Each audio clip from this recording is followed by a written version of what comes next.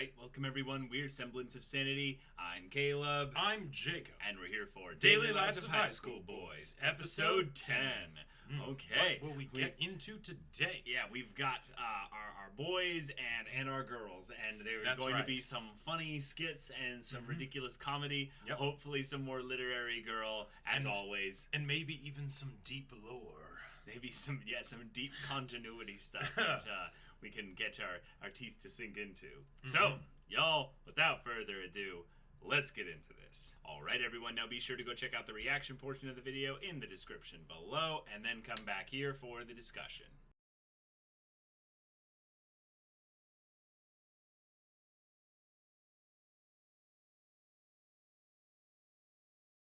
Okay. Alright. Yep. Yeah. So this was the skit that I thought was coming the previous time, because in the previous one it was a horoscope thing and it was like bad luck. I'm like, oh my god, this is the bad luck one. This is the one where and it culminates in the piece of toast, but he goes to tie his shoe and they completely miss each other. Yes, but it wasn't that one. The Mitsuo skit in combination with the Hidenori skit was perfect, because the Hidenori skit set up the fact that he's like, oh my god, literary girl right there, and I can't have her see me doing the walk of like shame basically to the bathroom. Yeah. Nope. I am going to. I guess I'm taking a crap in public somewhere. Yeah. Like, and the noises that his stomach would make, you know. It's like, just like gross. So nasty. When that happens, you know you're in the danger zone. Like, oh my god, that's not like number 2. That's like just diarrhea. That's just straight up. That's like there's a buildup. That's the squirts right there. Yeah. There's oh man. You're gonna go like there's full, gas mixing with that, and it's like liquid hippo, just kind of a specific direction. So that was a gross way to start things off, but sequencing it with the Mitsuo skit, which was amazing, being like okay, now we'll show it from his perspective, whereas he ran out of toilet paper and had to rip out like pages from his journal or what have you. Yeah. Just do what you gotta do. Yep. Then, it gets even worse. He's got all kinds of bad luck. He's got all kinds of things that end up happening to him. That is a perfect skit, but I love the bad luck that happened in the last one especially.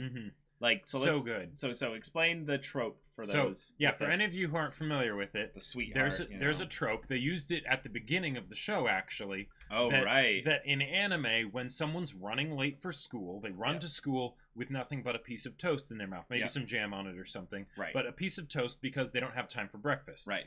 Then, while they're running to school and they're late for school, they will run into their sweetheart, their true love, right? True love, the person that they were destined for, and then there you go. Story continues from there, and there you have it.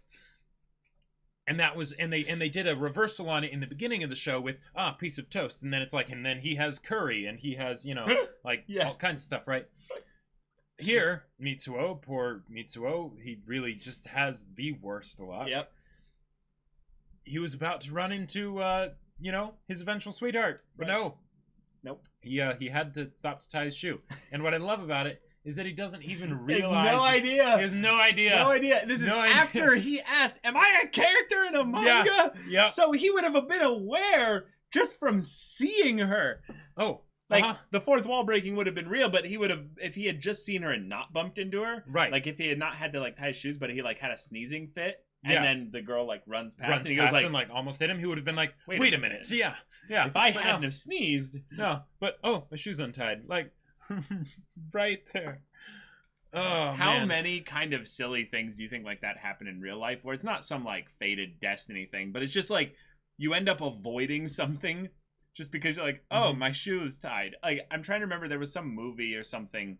It was some comedy where a character's trying to be killed, some assassins are trying to kill them, and there's so many times where they just end up doing things where yawn, and the sniper bolt misses them or what have you, and they're like, oh, my shoe's untied, and boom, their headshots miss. Well, they did that in an episode of Space Dandy.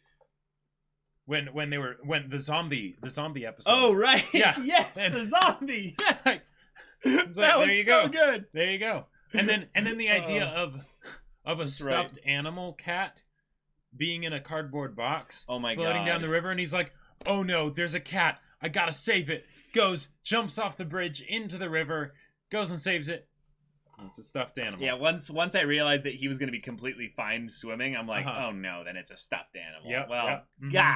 And you could kind of tell just from looking at it because it's floating down the river, but the cat's not moving. But I gotta say, also, they ended up just going even worse with this because when Mitsuo nearly bumps into the girl, they show when she's running just this massive stuffed animal cat thing. Oh yeah, that's totally not drawn in the correct perspective.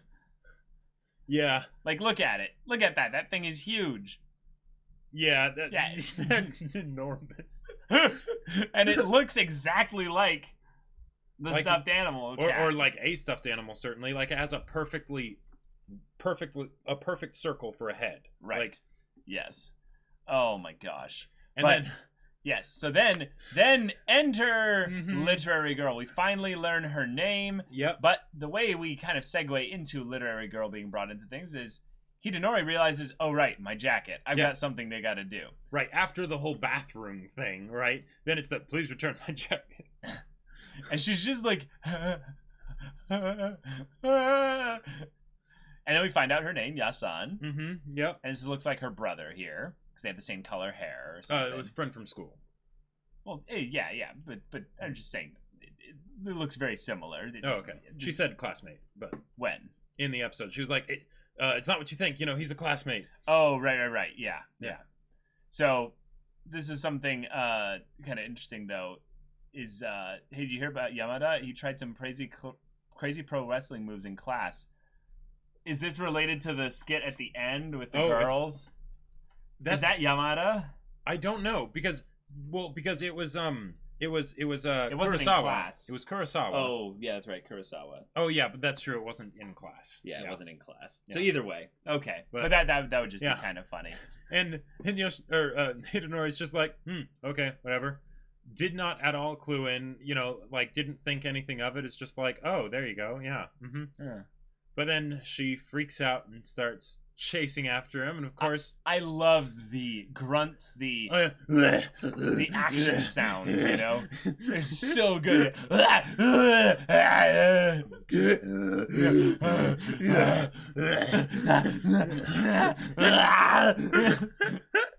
And then she's like, it's just a classmate, it's not what you think.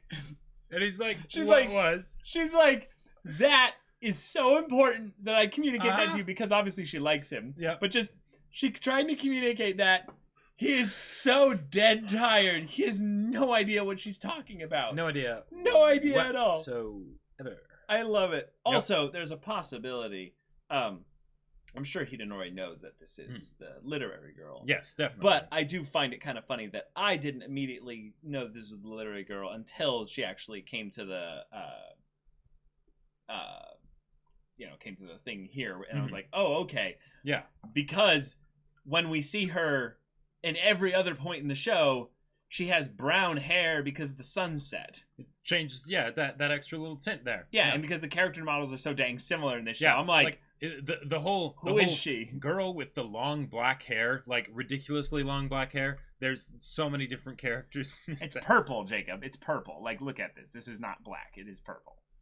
It has an actual tint of purple in there. That's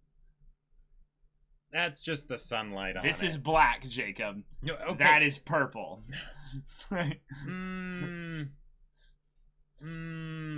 It's purple. The lightest shade they use on this character. Like, look at this. How can you say that's not purple? That's with the pink overlay. No, it is not. It is not. Look, it's the exact same thing here. No, it's not. Yes, it is. It's different. Nah, you're colorblind. You're colorblind. No, I feel like this is when people say that Shoko's hair in A Silent Voice is pink. It's like, okay, she wears a pink t-shirt, so sometimes it looks pink. No. The difference between pink and purple is one thing. The difference between purple and black just is black. No. There are different shades of darkness with black. No. It's black, and then there is black. That is it.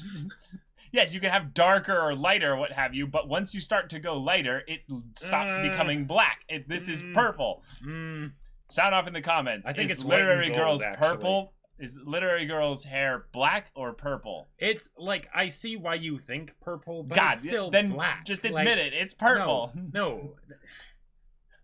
Okay, so now we go into the mochi soup skit, which, cool, little PSA. Awesome. It's funny. But then the slipping on ice. The slipping on ice one. I don't know why this one gets me.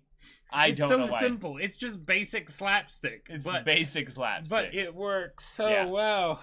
The truly transcendent one was the bike riding one, where it ends up being that they made friends along the way, and then they end up like having this wholesome moment as bros, and it's just beautiful. So my buddy that first got me to watch this show, that was his favorite skit. That was his favorite skit? Because just the idea of like, they get, someone gets stolen from, right? And then it's like, I'm gonna help you. Yeah, we're gonna go get it, right? And then he can't ride a bike. Nope. Completely, they immediately forget about anything, about the. No, not immediately. Well, okay, not immediately. Not immediately. No, but that's the point. Yeah, is that they gradually don't care about the thing because they're so focused on making sure that Motoharu can ride a bike. Right, but they work on that all day. Even roping into it the random person that allowed them to use the bike in the first place. It's beautiful. It's so wonderful. That's a really good skit. Really quality. Motoharu can cook because home ec classes are a thing in school, and they are wonderful. So that's wonderful. And then we have high intense, animated, boring, and also Tadakuni is still strangely absent this whole episode. In fact, it's almost like that one little bit that he got at the beginning talking about how he wasn't in it was just sort of maybe I don't know, making up for the fact that he hasn't been in and wasn't going to be, because he's a normal kid. Right. Also, now let's get to our Kurosawa and then the girls here.